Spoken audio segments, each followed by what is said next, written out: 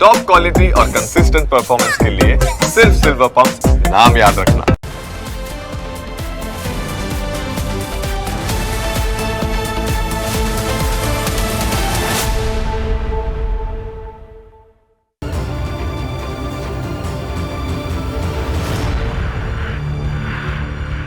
વાત હવે એક એવા ગંભીર મુદ્દાની જેની ચર્ચા આજે આખા દેશમાં થઈ રહી છે। વાત છે સિદ્ધપુરમાંથી ઝડપાયેલા આતંકીઓની।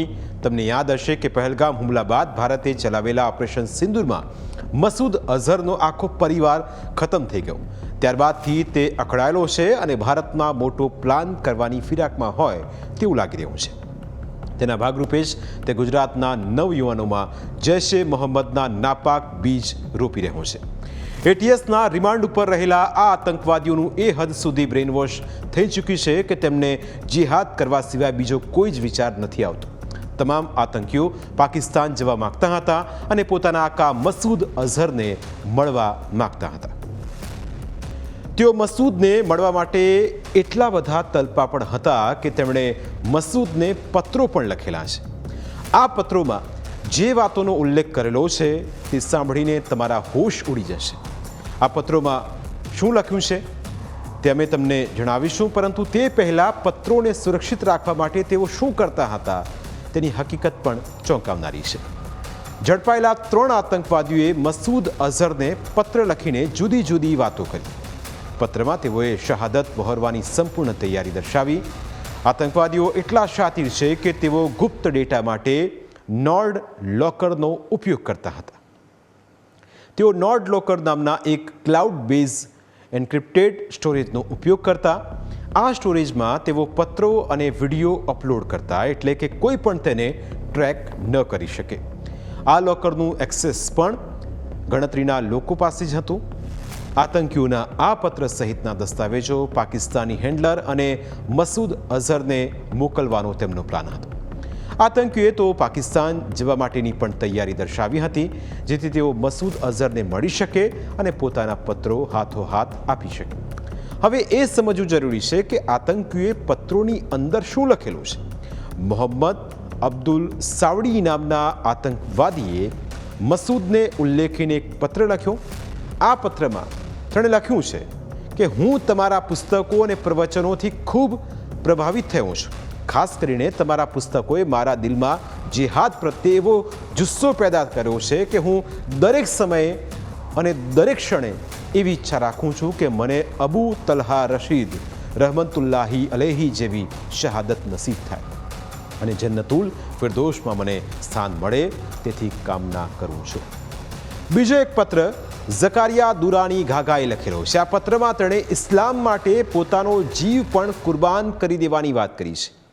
સિદ્ધપુરના આ આતંકવાદીએ લખ્યું છે કે હું અલ્લાહ પાસે દુઆ કરું છું કે તે તમારી સાથે મારી જલ્દીથી જલ્દી મુલાકાત કરાવે। તમારા જેવી હસ્તીઓ બહુ ઓછી જન્મે છે।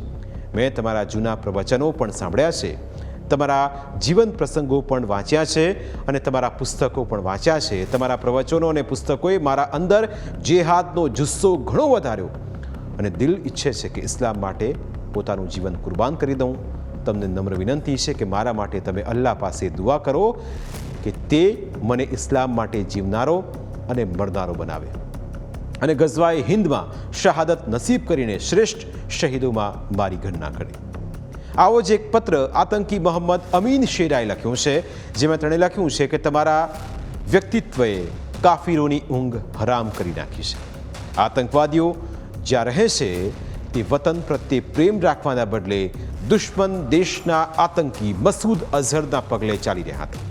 મસૂદ અઝહર ભારતમાં અત્યાર સુધી અનેક આતંકી કાવતરાઓને અંજામ આપી ચૂક્યો છે અને ઓપરેશન સિંદૂર બાદથી મસૂદનો દોડો ગુજરાત પર છે। તે ગુજરાતના અલગ અલગ વિસ્તારોની અંદર નવયુવાનોને રાષ્ટ્ર વિરુદ્ધ ઉશ્કેરી રહ્યો છે। પરંતુ મોટી વાત તો એ છે કે 42 મહિનામાં કુલ 42 આતંકવાદીઓ ઝડપાઈ ચૂક્યા છે। આતંકનો પ્લાન હંમેશાથી ફેલ ગયો છે। તારીખ 21 એપ્રિલ 2026ના રોજ પાટણના સિદ્ધપુરના રહેવાસી ઇરફાન કાલેખાન પઠાણની ધરપકડ કરી તેના સંપર્કમાં રહેલા મુંબઈના સાકી નાકાના રહેવાસી મુર્શિદ જાહિદ અખ્તર શેખને પણ ઝડપી પાડવામાં આવ્યો.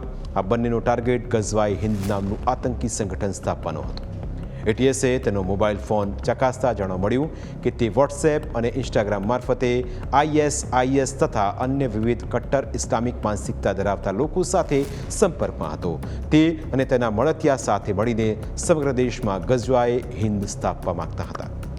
તે રાજકીય નેતાઓ RSS સાથે સંકળાયેલા લોકોને મારવા માંગતો હતો.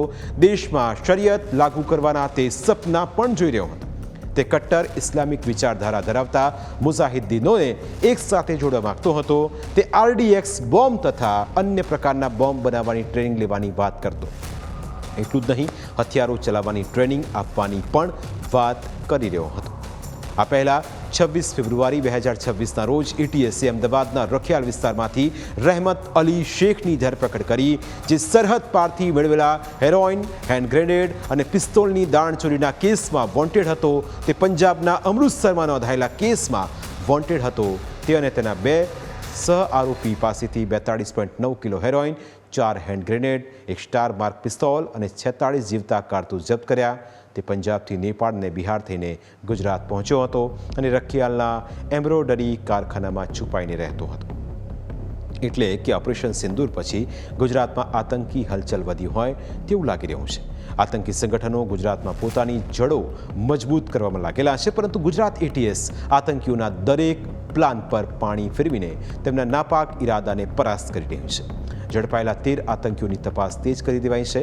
ગુજરાત એટીએસની ટીમ 20 જુલાઈના રોજ ફરી એકવાર ખડિયાસણ ગામે પહોંચી.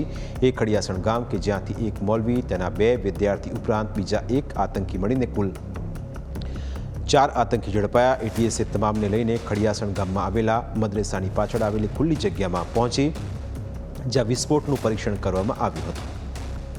ત્યારબાદ આતંકી મોહમ્મદ અયુબ કડીવાલના ઘરે પણ તપાસ કરવામાં આવી અને કારણ કે તેના પોતાના ઘરની ઉપર અગાશી ઉપર ટાઈમ બોમ્બ બનાવવાનું પરીક્ષણ કર્યું હતું. ખરેખર ગુજરાત એટીએસ ખૂબ જ પ્રશંસનીય કામગીરી કરી રહી છે, કારણ કે જો આ આતંકવાદીઓને અત્યારે જેલના હવાલે કરવામાં ન આવ્યા હોત તો તેઓ એક દિવસ સુસાઇડ બોમ્બર બનીને ત્રાટકવાના ઈરાદા ધરાવતા હતા. એટલે જ જે આતંકનું નેટવર્ક છે તેને નેસ્ત નાબૂદ કરવા માટે એટીએસ સક્રિય છે અને હજુ પણ આતંકીઓની તપાસમાં જે ખુલાસા થશે અને કોઈ નવા નામો સામે આવશે તો તેમને છોડવામાં નહીં આવે. પ્રાઇમ 9માં સમય થયો છે બ્રેકનો. બ્રેક બાદ અન્ય મુદ્દા વિશે વાત.